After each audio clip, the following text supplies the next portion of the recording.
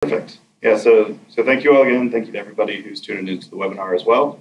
My name is Jimmy Meadowcroft. I work in the procurement team for the Common Market Mid-Atlantic. We're based in Philadelphia, Pennsylvania, and we are a 501c3 nonprofit food hub. So I wanted to chat with you all a little bit about wholesale readiness, but also the experience of working with an organization like ours. So just kind of quickly going over a few things particular to our organization. We, like I mentioned, we are a nonprofit. We source all of our produce regionally, as well as our value-added products. Everything comes within 250 miles of our warehouse in Philadelphia, and so that goes up north to about Albany in New York and down to Southern Virginia. We are really focusing on Maryland as far as an area that we're really looking to grow. We've had considerable growth in the marketplace in DC and in Baltimore, and because of that and the call to one of our calls to action and enhancing and providing local agriculture, we are working to work with more Maryland farmers as well. We also have two other locations. We're located down in Georgia, as well as we just opened up shop in Texas. And both of those satellite locations operate with the same mentality that we do. Everything is sourced in Georgia, 250 miles from their warehouse around Atlanta. And then our other operation is in Houston, and the parameters there are generally the state of Texas. And our larger vision in regard to sustainability is creating or facilitating regional food systems and really hoping to prop those up. And a big portion of that, and a majority of my job, is on the farmer side, creating a larger marketplace for the farmers that we partner with, trying to, as the markets continue to change and farmers markets are going a certain direction, and direct to consumer can be really laborious for the producer, we are there to step in and help to make that next market, or help to make the step up to the next market a relatively easy one.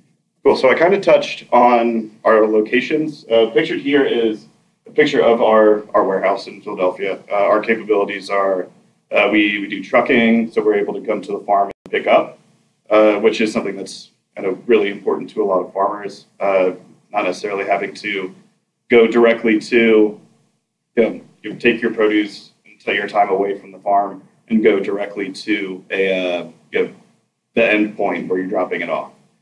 So we would be there to facilitate that, and that's something that's really, I would say, important when trying to identify a wholesale partner, somebody who's willing to work with you and help you so you can focus on what you do best.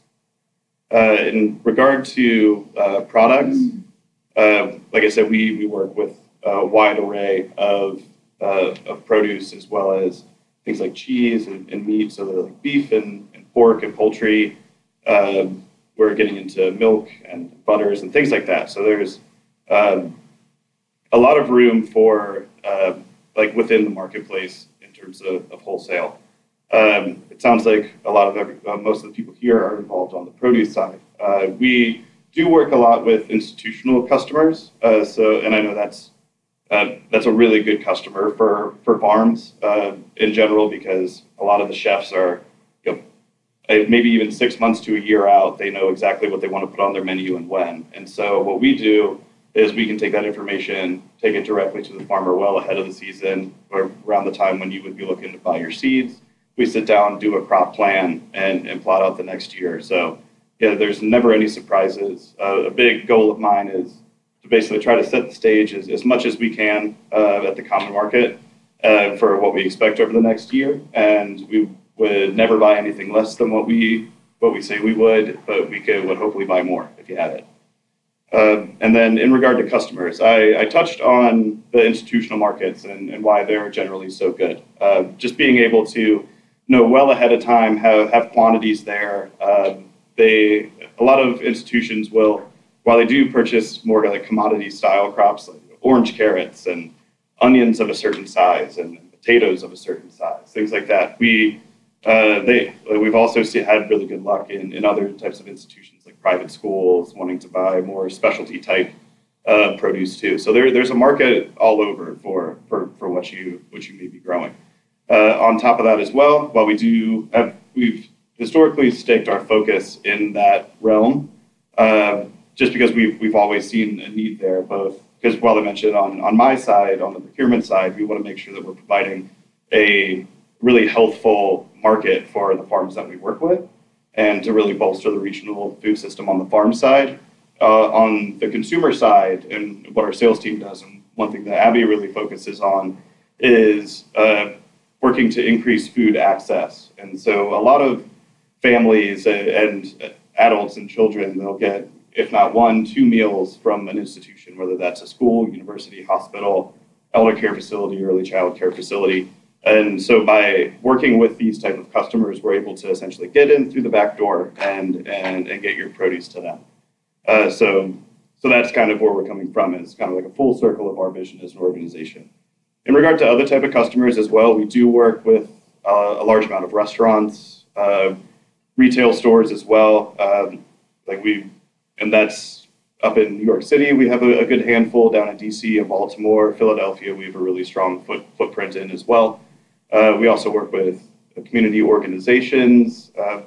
Basically, we're very diverse in where and what we're able to move produce in. So there are many different options in regard to what you might have. So say, for example, with Swiss chard, you only are producing 10 cases a week, whereas with corn, you're doing 100 cases a week. So the corn, that might be something that would be easier for us to offer up to a larger institution who's looking for a big buy, but we also have a market for the chard as well. So even 10 cases a week moving into like a retail or restaurant. And so I'd say that that's something that you might want to be looking for in a wholesale partner as well. And our intake process is really general. A lot of other distributors within this region use a relatively similar one too. So we do have it's called a questionnaire. Basically, we just want to learn more about your farm. Before we send out any of this intake material, I would come directly to your farm, meet with you. This would be after our initial conversation, of course. I wouldn't just show up. We'd set up a meeting time, and I'd come out. We just kind of go through what you have going on at your farm, what you feel like you are do best in, and kind of like pry my mind, see if we have any gaps, but also just kind of take a stock of your operation, another opportunity for you guys to learn more about us and what we expect, pickup times, things like that, and general logistics. Once we get our general idea and mutual relationship established, if we want to work together or not, would send out a questionnaire. Like I said, just how many acres do you have on your farm? How many, are you following the regulations regarding any sort of labor? Things like that, because that information on our end allows us to, we're able to use that to bolster our case in getting funding for grant funding. And what we do is we immediately take that grant funding to put it back into the farmers in terms of technical assistance. And also we have an agreement, just a general agreement in regard to working together. We do require a COI, which is something that basically any wholesale distributor would require as well. And that's largely just to try to put ourselves in between, if there were ever a food safety event, we would want to be able to try to put ourselves in between that as well.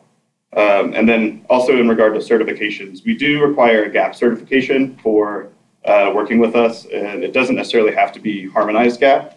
Is that something that I've realized a lot down in Maryland is there's a big movement for the Maryland GAP certification with the expectation that will lead to the harmonized GAP. And our main reasoning for that is because with the FSMA regulation that's coming down the pike here, I guess it is happening in some regards, but it's going to be coming into the produce realm over the next few years, depending on your size. The GAP regulation is a great way for us, or for you to get up to par ahead of time before this regulation comes into effect. And just for kind of like a reference point too, being in Eastern Pennsylvania, we work with a lot of Amish farmers. And when we first started working with them, there wasn't necessarily a strong drive for GAP certification. There was a lot of like organic growing or like non-certified organic. Like the produce everything was great about it, but it's a community that I can't send an email to, can only call a couple times a day. And so we really wanted to make sure that not only are we providing the assistance that we can in terms of through marketing and through purchasing from them, but we wanted to offer that sort of technical assistance to bring them up to speed, as well as our other beginning farmers, to make sure that they can make it in like our food safety sphere. And so I'll just touch on this for a minute. This is in regard to animal products. I know this is mainly focused on produce. We do source within 250 miles. That goes for, like I said, that goes for every single one of our products. We don't use any, or we require that no hormones or antibiotics are used. There's no animal ingredients or products of animal origin in the feed at all. We prefer certified humane. We don't require it.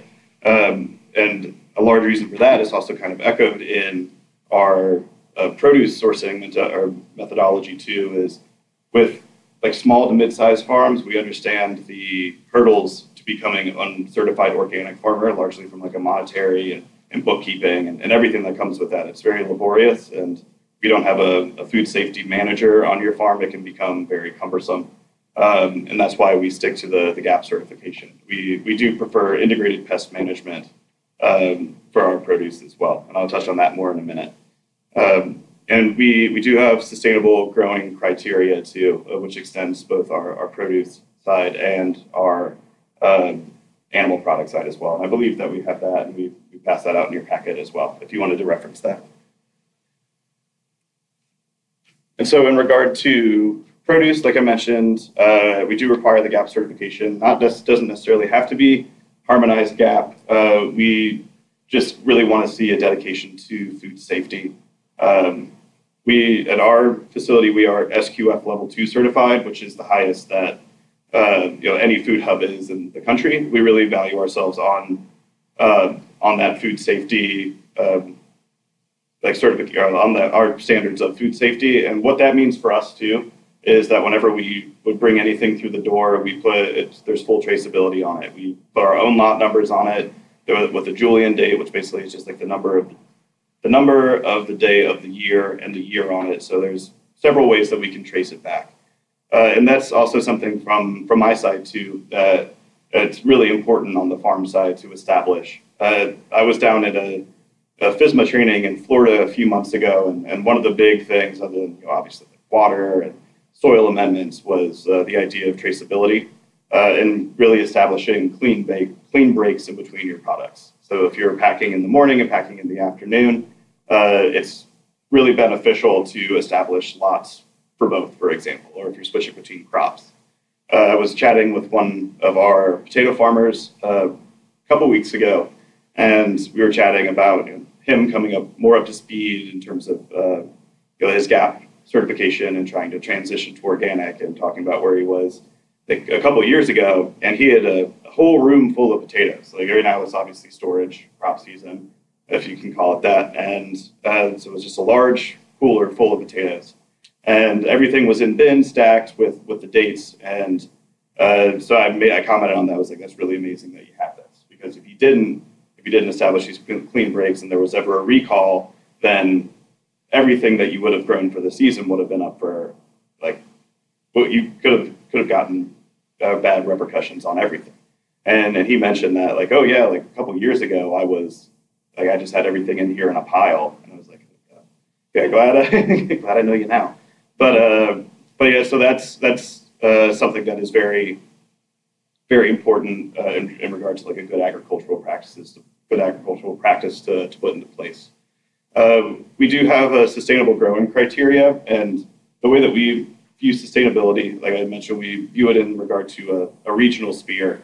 So within the Mid-Atlantic region, goes up to kind of like the foot of the Northeast a bit. We emphasize environmental, ecological, as well as economic sustainability as well. And that last one really comes in big for our relationship with the farm, because not only do we want to work with partner farms who are dedicated to growing food, quote unquote, the right way, in a sustainable and more of a sustainable way. We want to make sure that we're paying you very promptly for that as well. So we recognize the need for fair pay for our farmers. All of our farmers set their own price.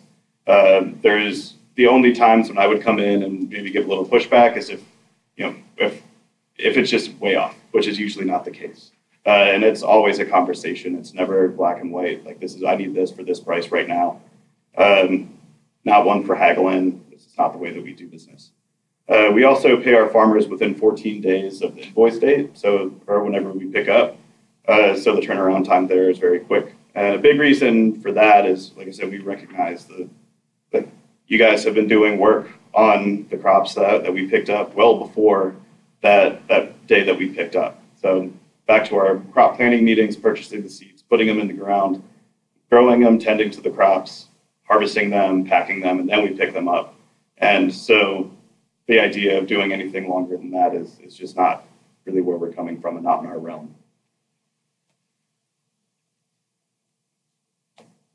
And yeah, so just kind of touching on a few things I've touched on a little bit in regard to food safety. Like I said, I'm just going to harp on GAP certification one more time.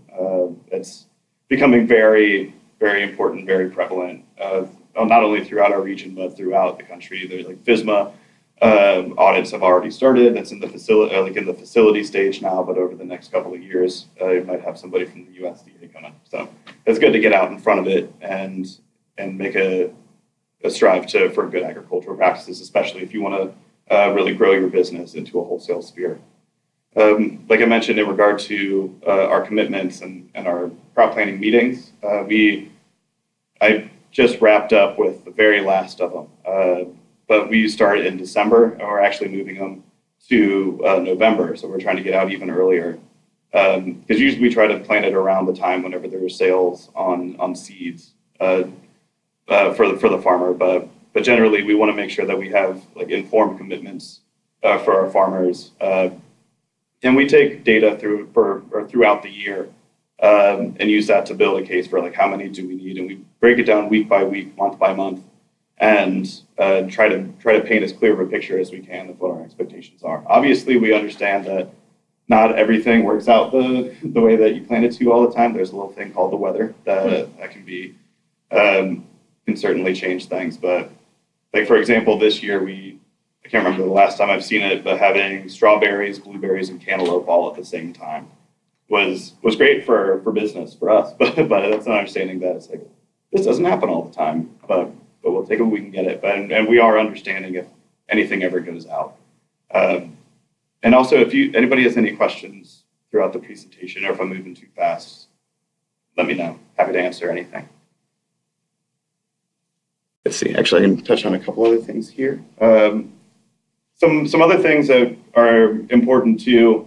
We do have a really strong attention to quality, and that's something that we communicate in our initial onboarding meetings, as well as afterward in our crop planning meetings too. And quality means different things to different customers, but we hold ourselves to one standard. And so with apples, for example, that would be fancy, or we prefer number ones, but we don't put those names on our availability list, and we're not that harsh on that type of grading. One thing that I really value in my position is the level of communication that we have with our growers, and I think it's really important in regard to a wholesale relationship, whether it's with an organization like us or if it's with one of the other regional distributors. Like if something were to ever get rejected for any reason by us or by a customer, I would want to relay that information to the grower as quickly as possible. Like if it was something where the radishes came in and the tops had a little bit too much insect damage on them, then that would be something that I would communicate as feedback right away. And so always keeping open that line of communication. And at the same time, we like to have that reciprocated as well. So I feel like whether it's Monday through Saturday, I'm on the phone a lot with a lot of our growers just planning out what we're doing for like our farm share program, which is our like farm to workplace CSA program, which changes week by week, or like trying to get an idea of when things are coming in or going out, and always just being cognizant of all of that. So it's I really I enjoy the communication, and I encourage it. That way, everyone can stay on the same page and make business with each other a lot easier.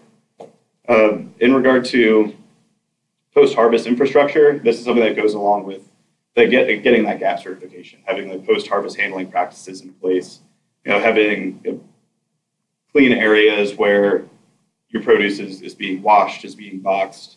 Like I said, having those clean breaks is really important, and just a good practice to take hold of in the event that anything were to ever come back to the farm level, you could point exactly where that is. Another thing that we do with our farmers too is we do mock recalls. So we have a recall team as well, which we also do. We do mock recalls internally. And the big reason for that is we have, through our inventory system, reporting capabilities to trace back anything to exactly where it went, when it went there. Like I said, we have our own lot code, so we can pull that information back. If for whatever reason on the farm level, like some of the cases were from lot 1 and some were from lot 2, then we'll be able to take that information back to the farmer and be like, hey, lot 2 was contaminated with whatever. And then we'll be able to deal with it a lot more cleanly than if it was like the example with the potatoes. If it was a room full of potatoes, then everything would be essentially contaminated. As far as ordering details too, like I said, we're really good at logistics. We have a fleet of, I think it's 8 trucks now, and we're getting our 9th within the next month. We actually signed a lease on a facility in Jessup, Maryland, and the name of the facility is the Maryland. MFCA. And so we'll have full logistical capabilities there as well. Because right now we're trucking from Maryland back up to Philly, and then a lot of that produce would come back down to Maryland. So we're working to cut down our food miles and increase our pickup times and days with our producers down in this neck of the woods by adding on and investing in the agricultural community down here. As far as turnaround times, I feel like we operate on a pretty standard turnaround time for like a distributor of our size, or even some of the bigger ones. Our customers get essentially like next day turnaround time. So if they order on Monday, they could get it on Wednesday feasibly. So we're typically picking up on Tuesdays, Thursdays, maybe, and Saturdays are our big pickup days, especially in the high season. And we're turning around that produce very quickly. So while we try to purchase for what we need and a little bit more, just to make sure that we're giving the best representation to your produce out in the world, nothing sitting in our warehouse for very long at all. And also in regard to getting in touch with me, like I said, communication is key for me. On the last slide, it has my cell phone number. My office number also pushes directly to my cell phone number, so they're both essentially the same. And I feel like that's something that a good wholesale partner would be able to give. Any line of communication possible. If you prefer to text, that works for me. If you prefer to email, that works for me. If you prefer to call, that's fine with me too. Like I said, we work with some clientele that aren't around a phone very often, and so getting understanding of like, what is your day like? When do you prefer to be called? When do you want your orders in by? And when can we pick it up? Some farms are totally okay with me giving a call at 12 the day before to pick up the next day by 10 a.m. Other farms, maybe it's 3 or 4 days. And so we build that into our logistics to make sure that we're working with you the way that you want to be worked with. And trying to make it as pain-free and easy as possible, because that's what a logistical partner and a wholesale partner should be doing. And also we do have a few aggregation sites as well. Like I mentioned, we have that new warehouse that we're moving into May 1st, so just right around the corner, which will be up and running. But we also have a few aggregation partners as well. So if you are one of those type of producers who just loves dropping off your own produce, that's totally fine. We're absolutely cool with that.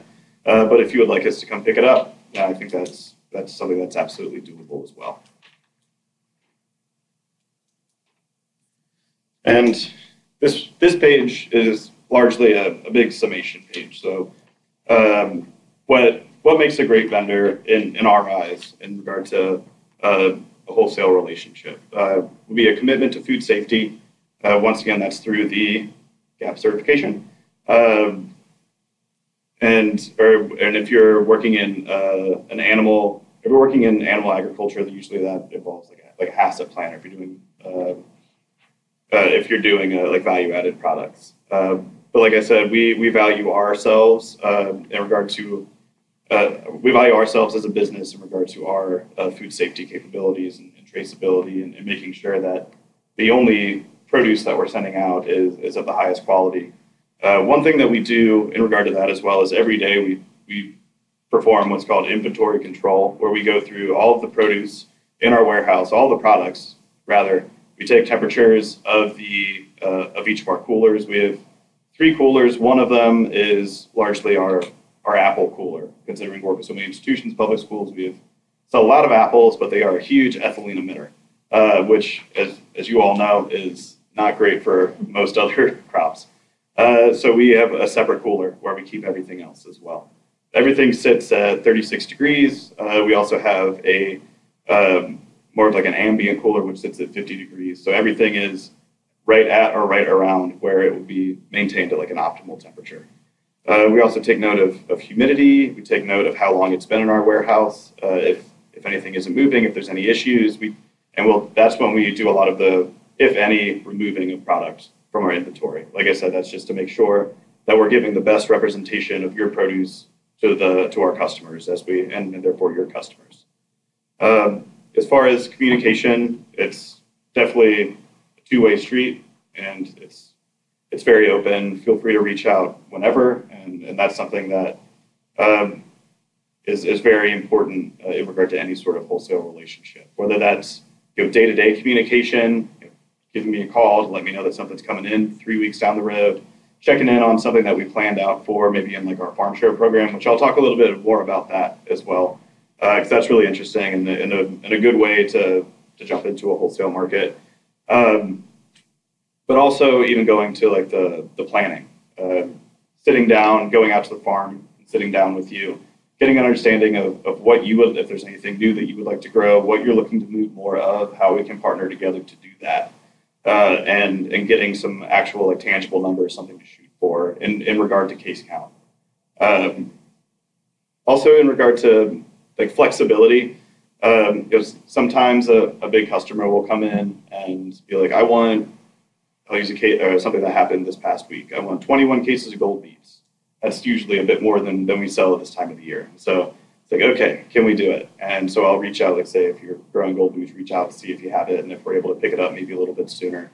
We don't have the full expectation that that's possible all the time, but if it's possible some of the time, then we're certainly thankful. Like I said, we are totally understanding that capability. We're also flexible too. So if you're going on vacation, which hopefully you guys are at least once a year, we can change our pickup days to pick up as well. So we're being a mid-sized distributor, really focused on how our farmers are that we partner with, basically making sure the quality of life is as good as we can help to make it. We want to make sure we're making ourselves as available as you make yourselves to us, which I guess leads into availability as well. Not only just general availability when we can come pick up, but just being very communicative of what you have in and how much you have, because that's information that I can just like blast out to our sales team, and a lot of times we can, if we know about it, we can sell a lot of that produce. In consistency as well. Whenever we would do crop planning, you would see a very consistent number week to week, month to month. There are certain spikes in the year. October and November are typically really large months just for wholesale sales. So that's when there are some really significant jumps. Also, at the very middle of the summer, like there can be some jumps around the holidays, around the holidays in the summer. But generally, from our side, the idea of consistency is very much there, but we also want to echo that in regards to the quality of the product as well. If for a wholesale distributor, we're really looking for not having 10 cases something available one week, 0 the next week, 30 the next week, because then it throws our customer base kind of out of whack. Because if they only think that we can get 10 of something, then whenever we're able to bring in a significant amount more, it's difficult to move, and then we'll have to kind of like jog them back up to that. But also, which leading into the next one, superior quality in regard to consistency too. And a project that I just finished within our organization is we built a book of produce spec sheets, and so that's something that I'll be taking around to the farm, showing this is how we take care of the produce in regard to our storage, but also this is what we're looking for in terms of quality, blemishes that we're looking to avoid, and things like general pack size. Because we do have some customers on the institutional side who are very particular about how things are packed. Generally, we'll purchase in half bushels or bushels, or if they're apples, tray counts, or even loose bushels. But sometimes an institution wants 50-pound cabbage packs instead of 40, and so it's just like that's something that we also talk about in like our crop planning meetings as well, just so we can set the table there to maximize your sales. Also, the last thing, wholesale understanding has been kind of like what we've been talking about for the past few minutes here.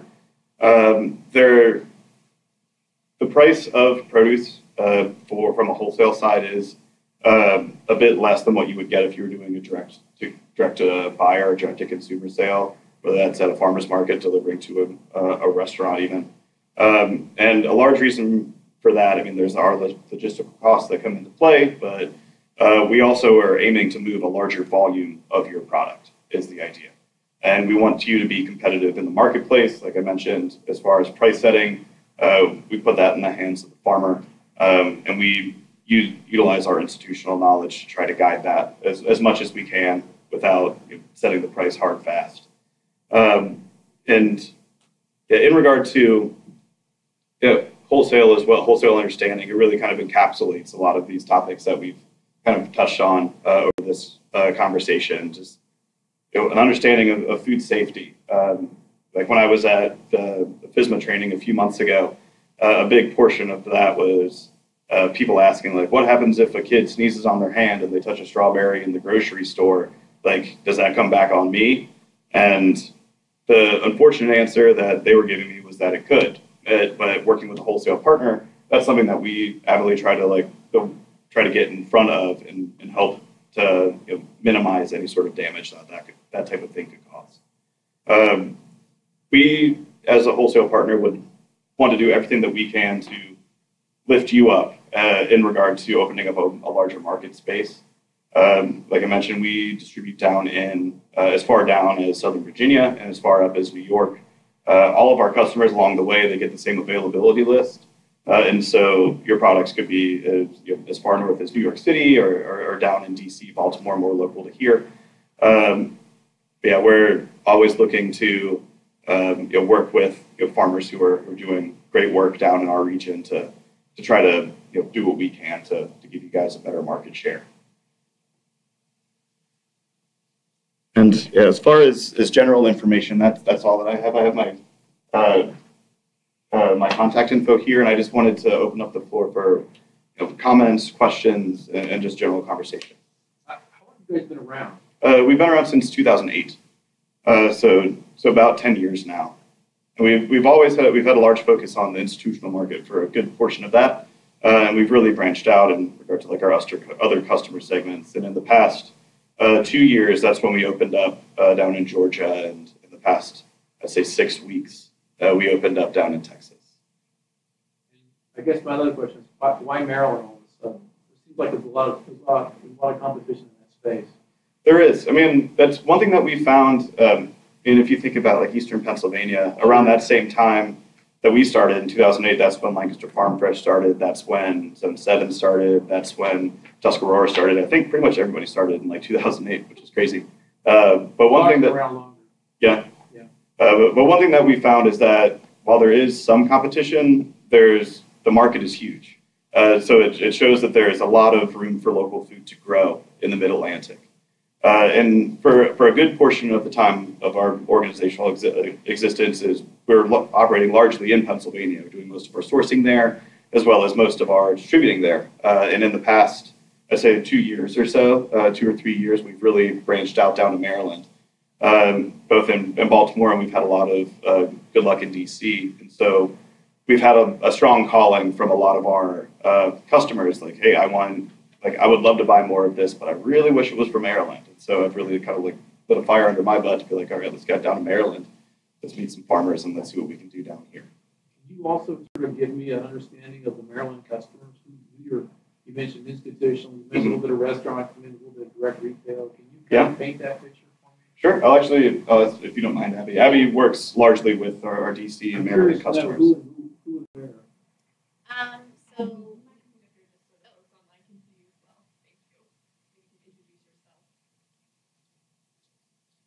Hi, everybody. Hi, everybody. I'm Abby Massey, and I'm the regional manager for DC, Maryland, and Northern Virginia. So I started our office in June of 2016. At that time, we had been delivering down to Baltimore, but we hadn't gone as far south as Northern Virginia. So our customers are very diverse. They're institutions, so Johns Hopkins University, we're working with them. We supply a lot of turkey to them and other products. Then we've got some restaurants. We're working with the Honey Grow chain down here as well in Philadelphia. They buy a lot of produce from us in addition to yogurt. A lot of other just restaurants are starting to hear about us and get excited that we are delivering a wide variety of items 3 times a week down to DC. So it's really beneficial to work with us if you're a restaurant. When it comes to retailers, we're working with a couple of co-ops, Catonsville Co-op. Some of you guys might know about it. It's a little smaller, but it's up in Catonsville, Maryland. Glenn's Garden Market is in DC. So now I'm just naming my customers, but so we have a wide variety. Let's see, what haven't I talked about? We're trying to work with as many public schools as possible, whether that be a public school system or a charter school, and that really helps to fulfill our mission, which is to make sure that everyone has access to this awesome food. And one thing I'll mention on top of that as well, like working with like a public school system, or it can be very difficult for like an individual farmer or even for us to get into that type of operation, but that's what we have people dedicated to. So on our outreach team, what Abby does, we have people who are dedicated solely to public schools, private schools, like healthcare, retail, more location specific, and so we're diverse in regard to our set of customers, but we also are trying to become I feel like we are very advanced in those areas in regard to trying to find ways to get in there. So that's something that's really, I feel like, in regard to a wholesale partner, if they can really open up a marketplace that's more than just restaurants or retail, which can be volatile. I mean, menus change every day, but with an institutional customer, that's what's coming down the pike at least a few months ahead of time. And they're buying consistently large orders, so they're purchasing pretty much similar things on a weekly basis. Like Jimmy says, it's easy to work with the producers to tell them what's happening, and also, in working with hospitals and I guess mostly hospitals, they're open year round, so they fulfill a lot of orders in the summer when there's lots of nice produce, and also in the winter. The public and private schools, they're open only September through May. So, and that's something I wanted to touch on as well, is our farm share program. So we pretty early on understood that in regard to working with a lot of institutional customers, the summer kind of bottoms out, and with schools going out. But so we instituted a summer and winter farm share program. So it goes essentially year round. There's only a few weeks where we're not working on it, and what it allowed us to do is bridge the gap from May to September. But what that does for our farmers as well is it's a great way to move a lot of produce very quickly. So if there's ever a time where you feel like you're sitting on a lot of tomatoes and you communicate that to me, like I said, communication is super big. Let me know. That's something that we could try to work into our farm share program. We also aim to order the same products 2 weeks in a row. We have basically 12 cycles, 24 weeks worth of produce. And so for each cycle, we try to order the same thing. So chances are we'll be ordering like 30 cases per week, 2 weeks in a row. Sure. Is there a list of the most popular produce you see, and what about specialized crops? Sure. As far as a list, I could name some of the big ticket items just off the bat for us. Apples are huge. Basically any sort of fruit. Strawberries, when they come in, are huge. Blueberries are big. Kale is one of our very consistent sellers. We've been working a lot to extend our seasons, both with our partner farms in Maryland as well as up in New York, to try to make our availability of things like kale as year-round as possible. So Abby mentioned Honey Grow as a customer. They're purchasing a lot of kale a week. So just to give an idea, I'm generally ordering 100 cases of kale per week without fail, without having to look at how much. Where are you finding that? 250 miles from Philly. So that's this time of year. Yeah, so that's coming from up in New York, and they've had like the farm that we work with up there has had just like remarkable luck in regard to the weather this year, as well as they do have a pretty good size. They're 800 acres.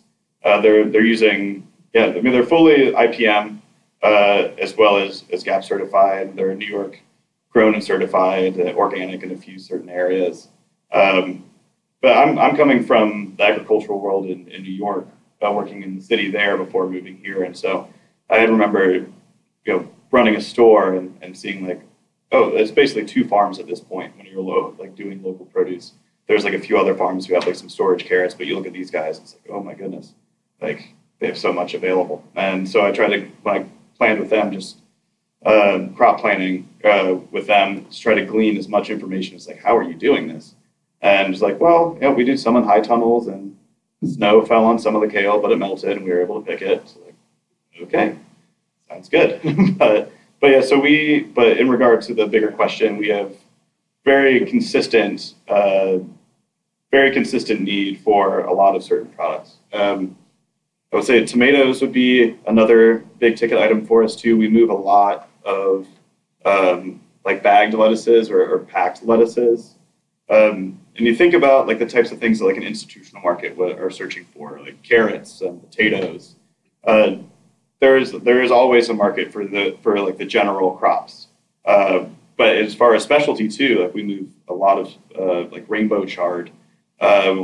We got surprised with how many like garlic scapes we moved this past year. We move. There's a trend for everything. Rutabaga is trending right now, so that's what I saw anyway. Someone hashtag that.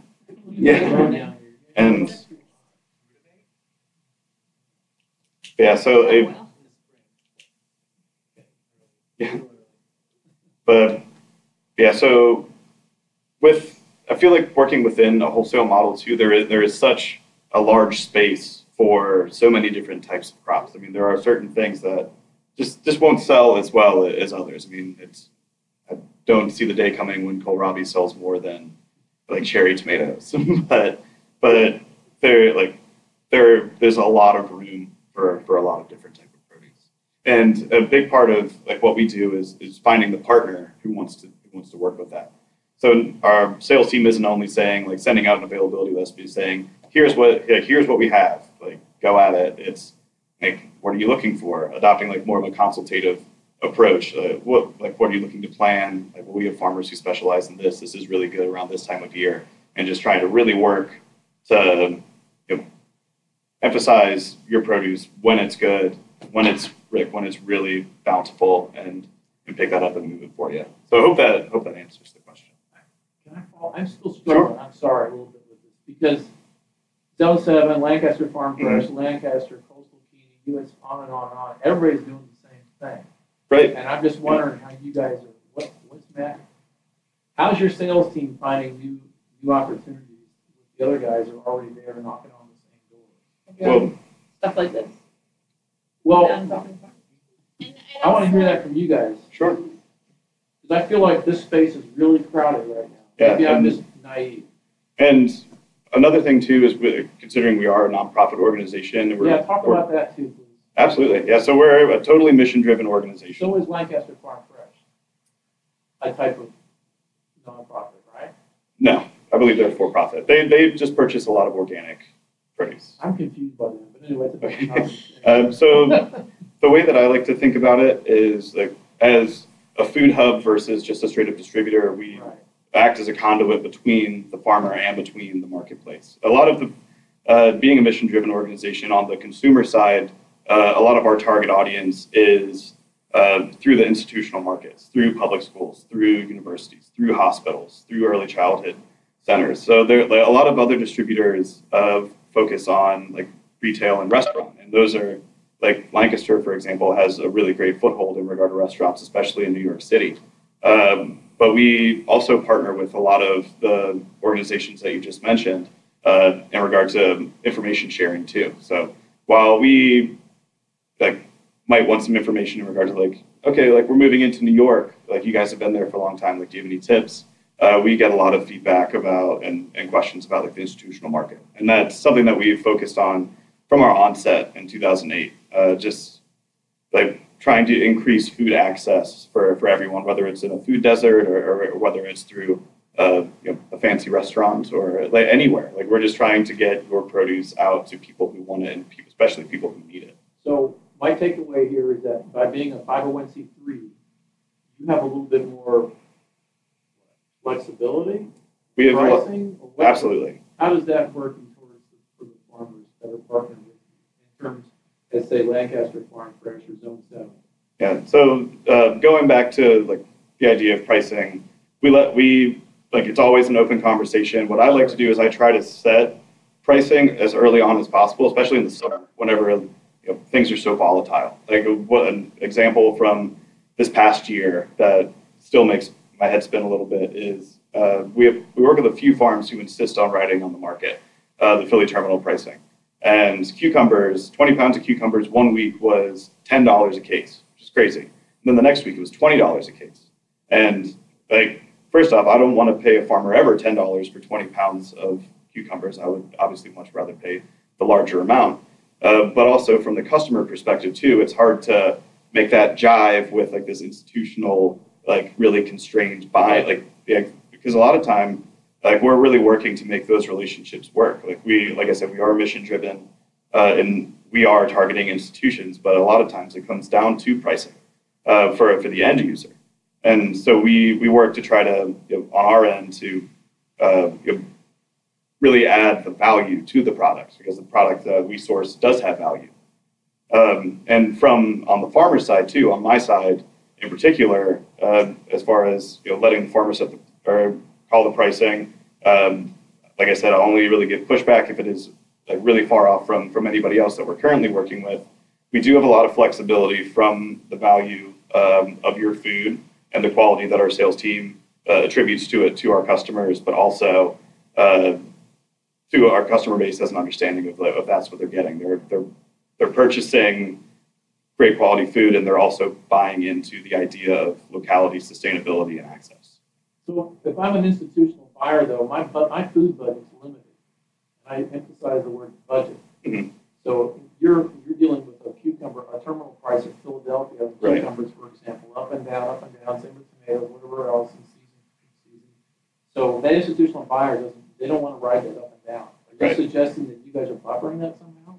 Yeah, and a big way that we buffer that too is through the diversity of our customer segments. So while there might be like I said, all things considered, we're working we set the price of cucumbers at $16, and knowing that it might go a little bit above that, might go below that, but usually we'll sit in that realm. If it ever bottoms out for the week or so, and the institutional customers no, I don't want that, then we have restaurants, we have retail, we have community organizations, we have many different other areas where we would try to move that as well. So while it is important that we have communication between the farmer and me in particular, it's my communication with our team, with people like Abby, to be okay, this is the situation. We're going to move this. At the end of the day, we're going to buy everything that we committed to. Speaking of commitment, so You talked about these grower meetings in December, and now you're moving back in November. Are those commitments for quality, for quantity, for pricing, all the above? Largely all of the above. Pricing is, whenever things start to come into season, that's when I generally have the conversation more so about pricing. I mean, we have our historical pricing like years back, because there's some farmers that I work with are like, well, what were we doing last year? And it's like, well, we're doing $15 for a case of this. Like, that works out just fine. And then I was having a conversation with another one of our farmers. We were doing like $12 on a case of something. He was like, well, my box price went up. Would it be possible to go up to 13? And I was like, sure, that makes perfect sense. Your costs go up, our costs go up a little bit. And if we need to buffer it with other produce as well, like if we wanted to take like our markup down within our institution or organization, if we want to like take that down a little bit to make sure that we can keep it the same price as last year for our customers, that's something that we're happy to do too.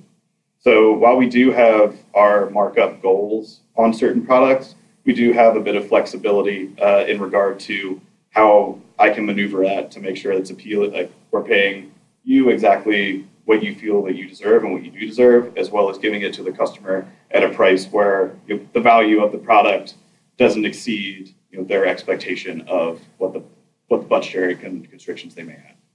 And I will say that we work with a lot of different customers, and even a hospital will order from us because they value local and they have to maybe meet a local percentage. And so, like Jimmy said, we add a lot of value to the food we have. We have the mission. When you're purchasing from us, you can tell all of your eaters and customers where this food is coming from. You know which farm your food is coming from, and you can tell their story because we pass that along. So if you become a farmer with us, we would share your wonderful story with everyone, and that's a really big value add for them. People are asking for local now, and some will pay the extra dollars for it, and others won't. But I think that should definitely be valued, and people do care about that, and they care about purchasing real food. And a differentiator as well from some like the larger distributors is source identifying everything that we sell.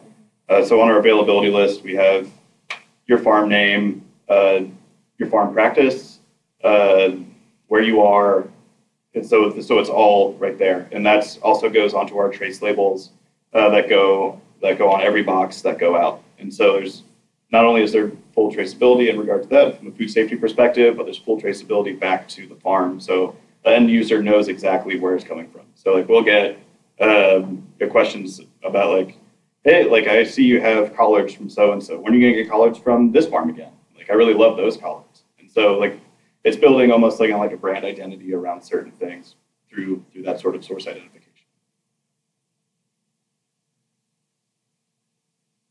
I have one question. Do we have any other questions from our online audience?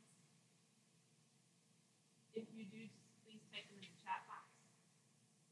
So, freight pricing, how does that work? We don't typically do freight. Like I said, we go out to our farms and pick up. Minimum? We don't. So we could pick up, our biggest truck holds 12 skids. So it could be as much as 12 skids, or it could be as little as like 5 boxes.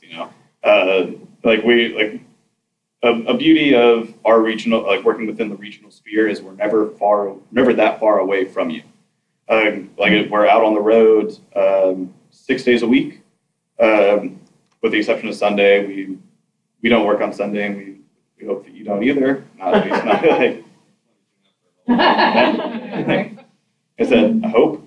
But I understand. Yeah, so if we set our expectations with our pickup days, like I mentioned, going back to like ordering as well. Let me know what your ordering window is. If there's a time that works best for you, that's how our customers are. It's like we need this between 9 and 12. It's like, okay, so we have to like work our routing around that. And we're working on our routing and logistics every day to make sure that it's not only efficient for us, but also it works well for you too. So last thing we want is, it's the middle of the summer and for whatever reason, somebody on your farm is sick, and you don't want to be waiting around a packing house all day for us to come pick up 5 cases of something when you could be doing something else. So we aim to make it as easy and streamlined as possible, the whole logistical process. So with this warehouse in Jessup, the space you rented starting May 1st, Mhm. you intend to distribute from there, or that's Yes. just a pack out and cook fully? And how's that? How do you see that work? So the main goal with that is that we're going to have basically like our full traceability methodology is going to be there as well. So we're going to have our trace labels. We're going to receive everything the same way. Everything is going to be kept at the same temperatures. So it's basically going to be an auxiliary unit that will be able to more quickly satiate our customers down here, as well as make it easier to pick up from our farms. Like I said, it is a new thing for us to have 2 warehouses in the region. So we're working on some of the logistics because there's going to be customers up in Pennsylvania who want your produce, and customers in New York that want your produce. And so it's a matter of us like working out another leg of our routing to make sure that our farmers in Maryland, so our drivers can go to the facility in Maryland and bring it up to either directly distribute or go to our warehouse in Philadelphia. And can you talk a bit about your sales team? As I understand it, are you partnering with other distributors? With their sales team as well, or you have your own group of people? How does that work? We have our own I'm trying to team. imagine how you're establishing new accounts in Washington, D.C. with pickle restaurants, for example. Yeah, we have, so our sales team is comprised of 2 people in New York City. There's 3 in Philly and 2 in DC. And so the way it works is in each office, we divide up customer segments that we specialize in. So I, for example, sell to universities, hospitals, healthcare facilities, retailers, and I work on distributor relationships as well. And then the other sales rep does private schools, public schools, community organizations, and restaurants. And so we follow leads that we have. We do cold calling. We drop in on people. And we just try to create relationships and partnerships with people in the region and make sure they know that we're here to support them, whatever their need is. What are they looking for? And for restaurants in particular, do you have minimums for them, for customers to purchase? We have minimums for all customers. If they're in DC, it's a $300 minimum to purchase. In Baltimore and north up to New York City, it's $200, and then New York City, it's $300 again. So, yeah, and not every restaurant wants to work with us, and yes, they are fickle, but there are some that have a great need for purchasing a wide variety of items and see that we are a wonderful resource and partner for them. We provide really excellent customer service, if I do say so myself, but I know that that's the case. We credit people very quickly if they have issues with items. So once people work with us, they're pretty impressed by both our customer service and just the quality of the produce and other items that we have. And so with those accounts, those restaurant type accounts, and maybe also direct retail, are you negotiating those arrangements up front? Because you can't get chef degree on much of anything 30 days out. If they do, they have amnesia. Yeah, we don't negotiate anything. Right. We just have so people You have basically order standing availability. we have an availability list that's a Google Drive document that can be updated any moment. Yeah. So we update it. Right, it's always being updated, but our deadlines for it are like Tuesday at noon, Thursday at noon, and Friday afternoon. And so it's very much a fluid document. And with things coming in and things going out, we always want to make sure that we're putting our best foot forward in regard to our availability. We're trying to blast it out as much as we can. Like, this is what's new, this is what changed, this is out of stock right now, but it'll be back on this date. And so just always it helps to keep our organization in the mind of our customers because they're always getting, understanding what's new, what's changing, when can we expect this. But also, once again, that goes back to the communication, from the farmer to me or me to the farmer, just understanding those timelines.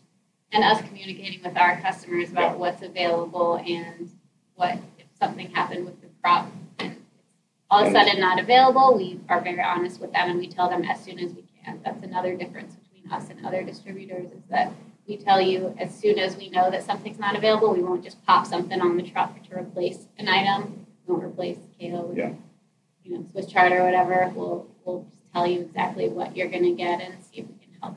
And with restaurants too, considering how often like a menu would change and the constant need to be in constant communication with that chef, and the fact that that chef might forget sometimes to tell you that he doesn't want that thing that you're already driving there to drop him off, we deal with that. So you don't have to worry about it. You don't have to worry about Yeah. worry, you can worry less. I've just done this for a couple of years, that's all. I have a question. Sure. How many producers do you have in the Southern Maryland area right now at all? Do you have any? Yeah. Just your first four, right? Okay, great. Same. producers. Oh, producers. Southern Maryland. I guess we're more in Northern Maryland right now. We have our egg producer is in Maryland. We have our pork producer, pork and beef. We're working with a couple mixed veggie farms and a couple beginning farms up in Northern Maryland around like the Parkton area. And we're really looking to move down into Southern Maryland. So I think we set up this meeting, at least it was my assumption that you at the moment were only looking for produce farmers. Mm-hmm. Are you also looking for meat, eggs, other things down here too? Not right at this moment. Okay. But yeah, produce Maybe is. let us know because we'll expand. Absolutely. We only sent this out for the produce people at the moment, but more.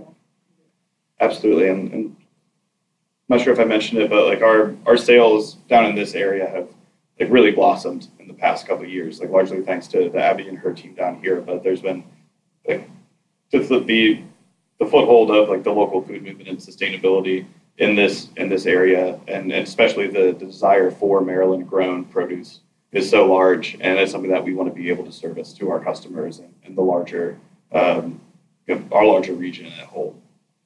So I'll be more direct. Have you talked to moms yet? Why do you ask? I sell to them. But they've got this love affair with Lancaster Farm Fresh. And I'm frustrated as a Maryland grower that a Maryland-based organization won't buy from Maryland farmers. Yeah, What do you interesting. mean, No, that's interesting. I don't know. We've talked to them, but we're not. Yes. I'm not. That's okay. Let us have it. It's fine. No, these are important questions.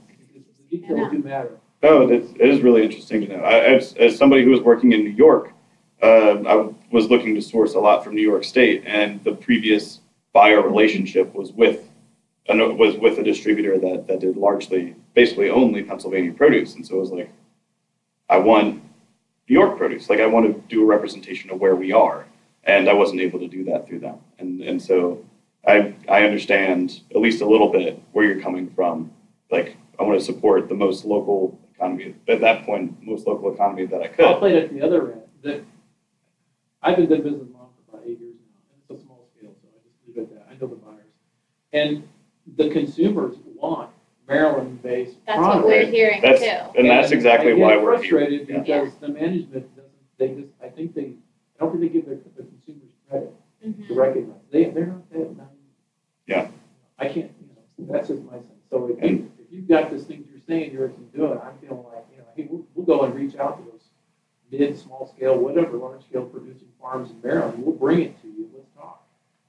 And that's a big drive for us because we've heard that from our customers is like we're in Maryland, we want Maryland produce, and so it's like Abby and Abby's colleague Maddie, who's down here too, is like, Jimmy, you need to get more Maryland. Jimmy, you need to get more Maryland. Jimmy, you need to get more, like over and over. And it's like, fine, yes, okay, let's go to Maryland and let's get some. Well, we're produce. challenged because Pennsylvania is huge. Yeah. I mean, let's be serious. That's a huge ag state. We are not.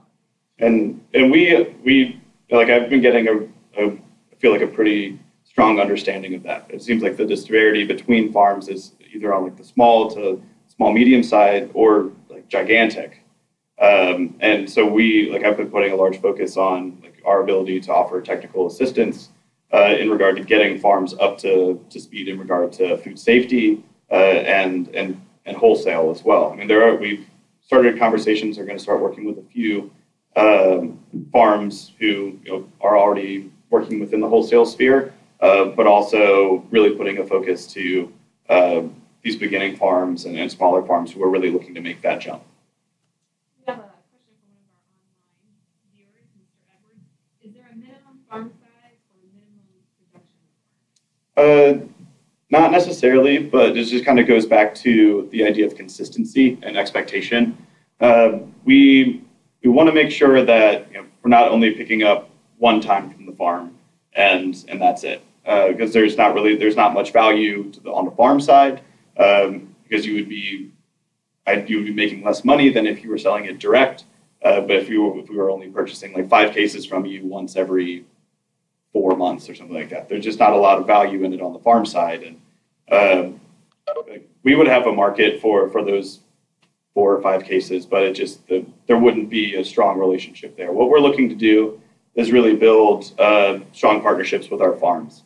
So we work with farms as small as 2 acres, and they're producing with really great consistency in the few things that they choose to specialize in.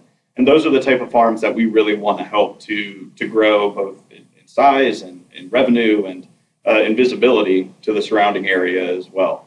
Because there is, and historically always been, a big cap on the marketplace. And going into the idea of like Pennsylvania being flooded with distributors, I mean, it's a huge agricultural state. There's so many farms. Like how is a farmer supposed to really make it down there if there's, you're growing cantaloupe and the guy 2 streets over is growing cantaloupe too, and you're fighting for the same customers.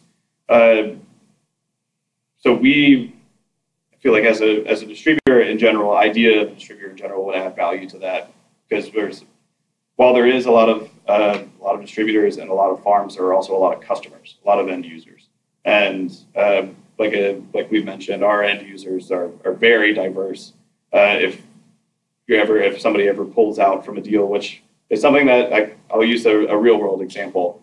One of our biggest farm partners, just in regard to length of time that we've worked with them, not in regard to size of the farm, they're an Amish cooperative out in Lancaster, Pennsylvania, and they were doing a lot of work with a meal delivery service. And that meal delivery service did crop planning with them and for cherry tomatoes. And it was for a significant amount. I'll say that, like a very significant amount of cherry tomatoes. And all of a sudden, they just said that they were going to stop middle of the season. They pulled out. And so having an organization like us, like, while we didn't plan for that bump or like all of these cherry tomatoes, we worked as hard as we could to find homes for them so the farm could come out still pretty even. That didn't require lowering the price on anything. That didn't require the farmer taking a hit, at least as far as what we were able to move. That was us being able to put it into like our farm share program, for example, being like where we can move 60 cases or so in the course of a couple weeks. Us taking a little bit of a hit in regard to our markup by pricing it down, putting them on sale, while still giving the farmer the price that he deserves. So there's a lot of flexibility in regard to what we're able to do and the way that kind of like our minds are wired in how we work with our farmers.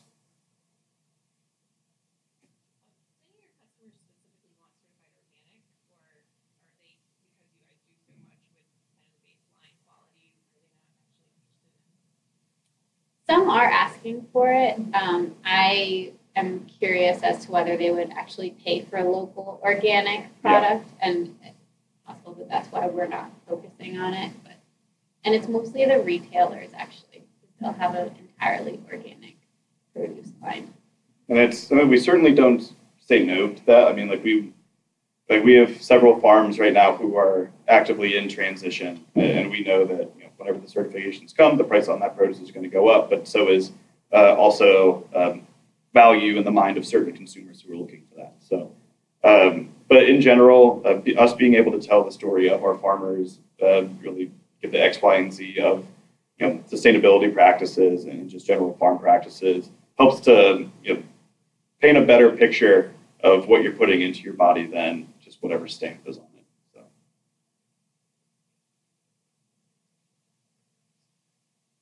do you have any other questions? So I'm qualified exempt. I don't really see the reason right now, but you mentioned a moment ago, we'll help, or maybe you can put some details behind specifically what you're talking about. For GAP certification. So historically, with with our farms that we had already been working with, we basically we gave them 2 years to become GAP certified. And what that meant is that we were paying for the first year of that GAP certification. So that was something that we had offered at that time. We've also offered the farm that I just mentioned with all the cherry tomatoes. They also grow a lot of broccoli and things like that. So we utilized our grant funding to purchase them a hydro cooler to really kind of like maximize their post-harvest practices. A lot of this stuff comes back to food safety and the overall quality of the produce. We do get a significant amount of grant funding. We have a really dedicated development department who's fixated on constantly growing the amount that we have. And a lot of that is focused on our extension, what we call our extension efforts. So extending out of Pennsylvania into New York and especially into Maryland. And so that affords us a lot of room in regard to what we're able to offer. I mean, is there anything in particular that you had questions about? You did the audit, right? I'm close. Yeah. I can't remember exactly. It's just it's a need versus a requirement versus the additional capital to make it come together. So Right. That's what I'm talking about. No, right now, none of the customers, none of my clients, I'm split 50-50 at farmers market wholesale. None of them ask for it. I know the writing's on the wall.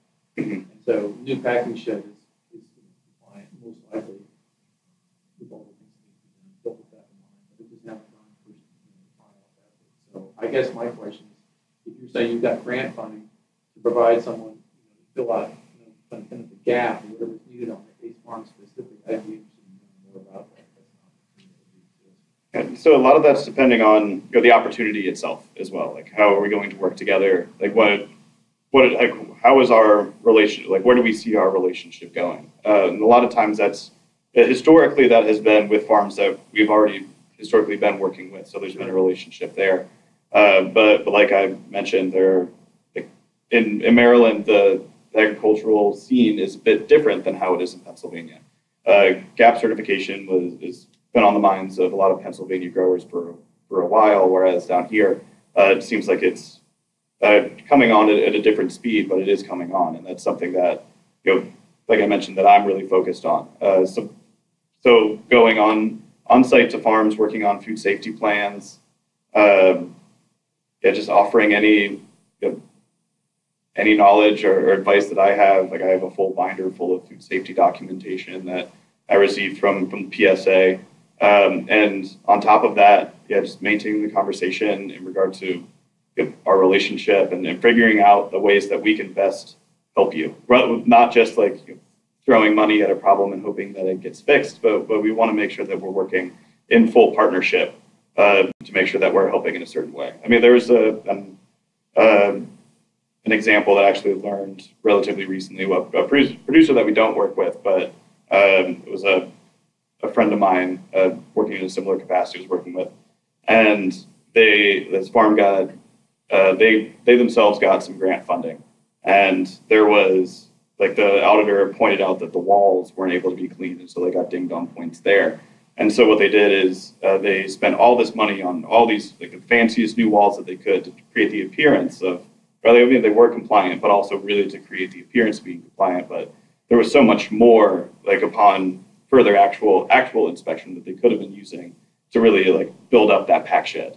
Like, in the $100,000 that they spent on their walls, they could have been adding in, different spray lines, like a different, tub for washing, and really kind of maximized in that way. And so that's really where we see, like, and where I see myself in regard to our assistance is not only verbal, but helping to, like, really create a plan that would be lasting, instead of fixing a problem that helps today versus trying to tackle something that'll help you a few years down the road as well. So are you gonna? So some crop, we'll say sweet potato. It's not covered under business. Right. So are you going to require, if I don't sweet potato, you buy from me, and you farm me to have gap for sweet potato? You're going to cut me a break. We do require a GAP certification for the farm. We don't require a GAP to be covered on everything. A lot of the farms that we work with, especially in Pennsylvania, grow upwards of 20 or 30 different crops. So there's and getting audited on every single thing, and having an auditor come out and check the harvesting on every single thing is not only just like very unfun, but also is just like not really feasible. And we have an understanding of that as well. And so we just require a GAP certification to make sure that you have an understanding of the importance of food safety, and that there are practices in place. With things like sweet potatoes, granted it's not under FSMA compliance. However, if you are working with other crops that are, it can be really problematic to have two sets of everything, where you have to sanitize in between everything. Like you are washing your sweet potatoes, and it's like, okay, now I got to drain the tub and then fill it back up with more solution, and you're paying twice as much and having twice of everything. So that's just something else to kind of think about as well.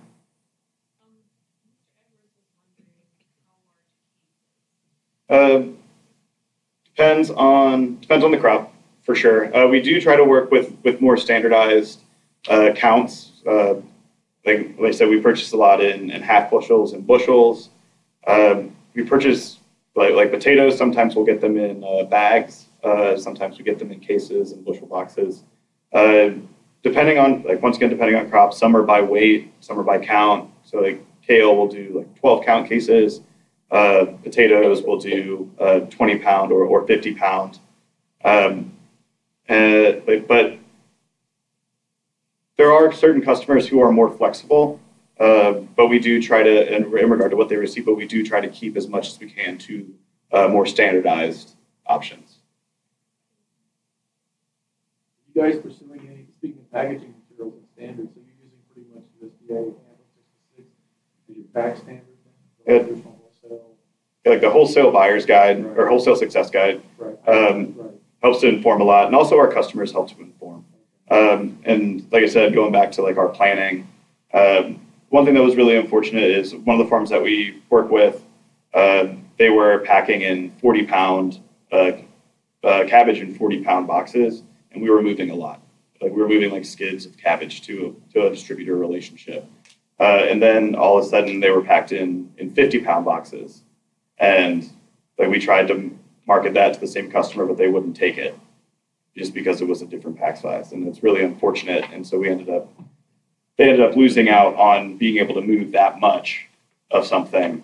And this was on top of our commitments to the farm. This was on the side, you guys have a lot of cabbage, let's move a lot of cabbage. So we get feedback from our customers a lot in regard to what they're expecting, and that's kind of helped to shape what we expect and communicate of our farmers and to our farmers. Any vision of you starting to use reusable, cleanable packing? We wish, yeah, but with under the FSMA regulation, and it's really not a great rule or regulation that every box has to be new. It's also seeing that writing on the wall. That's something that's in our agreement as well. We require that every box be new. One thing that's really a bummer is a friend has an orchard in Adams County, and they pack in their old family apple crates, and they're great. Hip kids will buy them for $75 a crate, which is nuts. But they won't be able to use these crates anymore because they fall under the FSMA regulation. They'll have to be using cardboard boxes where the tray packed or loose, and they'll be recyclable, but they won't be necessarily reusable in that capacity. The Dipcos or whatever other brands are out there that reusable, repack, and sanitize, back to farm delivery. Yeah. Box costs are high. Right, and operation like I mentioned, the farm that I mentioned earlier, his box price went up. It was an additional 8 cents per box just this past year, and the same thing happened the year prior. And we understand that that's the case, and it's really unfortunate that that is the case. But as a partner, we want to make sure that we're doing what we can to try to alleviate that in any way. We can't control the market price on boxes, but we can control how we react to it. I'm also certified organic. So I'm in the same boat as you last year. So Wonderful. Is there a home for me? Yeah, absolutely. There aren't many. Yeah, I've been trying to dig them out. I've been looking. So thank you guys for coming to meet. Any other questions? Thoughts? Everyone has the contact information, right, on your handouts and available there. Can everyone share, well, I don't know what time it is, I want to respect your time. But can everyone just share who their names are and what Yeah, we they're want to do it in growing? person. Sure, my name's Stacy Eccles. We're starting Windermere Farms doing specialty mushrooms and culinary herbs just south of Annapolis. Awesome. I'm Eric. Megan. We're at Dyke Farm here in Waldo. We're here. And we sell farmers markets, so we grow all the farmers markets, vegetables, tomatoes, pickles, a lot of salad greens, sweet potatoes, kind of stuff. Awesome. And it's all organic? Carl Schlegel Farms with Delaware. USDA harmonized, we're already in the wholesale chain. We do about 125 acres of fresh. Yeah, they're one of the bigger ones in town. Bigger than Walter and Betty. I don't worry about it. Yeah, he's the biggest bear in the community. You and, A couple larger farms done. So, Everyone wants. yeah, I'm Tiny, Dave Paul, that's Press Creek, certified organic, farmers market, wholesale, direct retail mostly, some restaurants. Year-round growing, seasonal high homes, a little bit of everything, great, too. So, looking for opportunities to make more money, work less. Awesome. How about on, is anyone answering? No one is answering online. We have David and Carrie, it looks like online still. But David has a question for David. If you don't mind answering. What? Mr. Edwards has a question for you. For the guy that just said he was certified organic, if he doesn't mind answering, when he says he is certified organic, does the state certify the person or the land? For example, if I was certified organic but work multiple plots or land at different locations, would each location need to be certified? Yes. Or just each location? Absolutely. It's part of the USDA certified organic program. Isn't the soil certified? Yeah, so it's that thing. He says thank you. Still doing one application though, but it gets complicated, I think. Yeah, that's, Different plot. it becomes particularly challenging if you have different pieces of land on different time schedules. If you have land that's in transition from the 3-year transition period, and some that's not, then you're going to get into this equipment management and warehousing and separation of organic and non-organic transition. You get this commingling thing. You get a lot of extra work you have to deal with. Stay with one farm. We also have Carrie Folk with Nationwide Farm Insurance Oh, cool. Thank you guys so much for coming out. Sorry again that we were late, but thank you so much. We really Yes, thank appreciate you. it. Yeah. Thanks to everyone online too for Yes. participating and for everyone for being here. And from this point forward, you can just contact each other directly. And you can really email us about it unless you need something else. But we're glad to make the we're glad to facilitate the meeting. So, yeah, thank you guys so much for having us. Yeah, no, thanks for coming. I've actually. Tough question. No, thank you. Nice to meet you. I was actually in your direction. Thanks for coming to me. I know, you own New Valley Farm.